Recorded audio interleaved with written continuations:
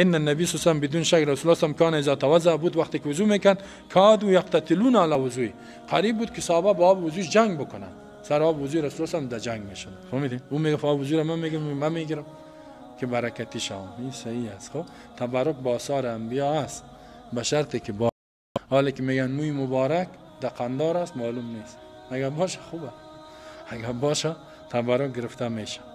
این حدیث کی روایت کردگی است؟ بگو دلیلش.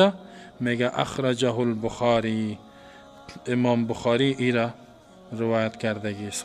و دیگه ای که ولی گوش کنین، صرف از رسول الله هم میتوست. از اینجا بعضی های تو اشتباه میکنن، میگن می آثار اولیاء الله هم میتور است. نه دیجا خاک پایش است و دیجا بوتش بود، دیجا کلاش بود، دیگه کس قیاس نمیشه. این فقط رسول الله هم میتو بود. حتی اسماء رضی الله عنها میفرماید که پیش از او یک جبه رسول الله هم بود، کسی که مریض میشه تمور در جانش میکنه، میگه الله شفا بده، الله او را شفا میده.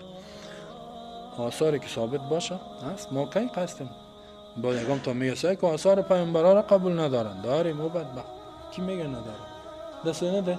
یعنی رئیس وابیا مولوی سید مصطفی قبول داره. در افغانستان مولوی سید مصطفی را اول رئیس میگن، بعد از اون مولوی متوکل سید معاونش است. خب او در درجه دوم است، اولی است. خب آنها میگه آثار انبیا چیزی که ثابت باشه، ولی موی مبارک، خرقه مبارک، این مبارک او چیزا ثابت نیست. کی را ثابت میکنه که از رسول الله سلام ثابت باشه؟ خب ما گپی نداریم. اما دیگه کسا به این قیاس نمیشه. یک گپ هست که ما هر کسا پیرام بگیریم دست و پای امو لنگی چرک و مردار شدم بدن ما بمالیم.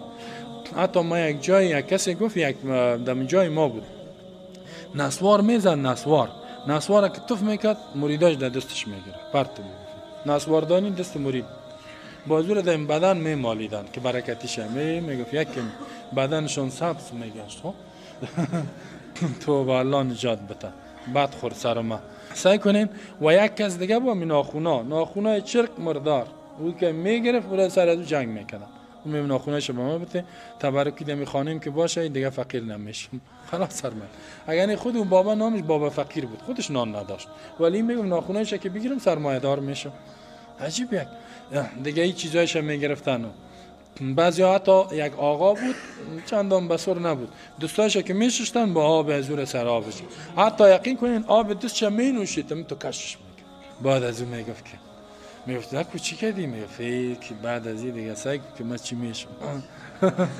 نه این تو نکنیم. خب ما دیگه کسا را این تو نمیکنیم. ما رسول الله هم بدنش پاک بود، مطهر بود و همیشه پاک هم زندگی میکرد.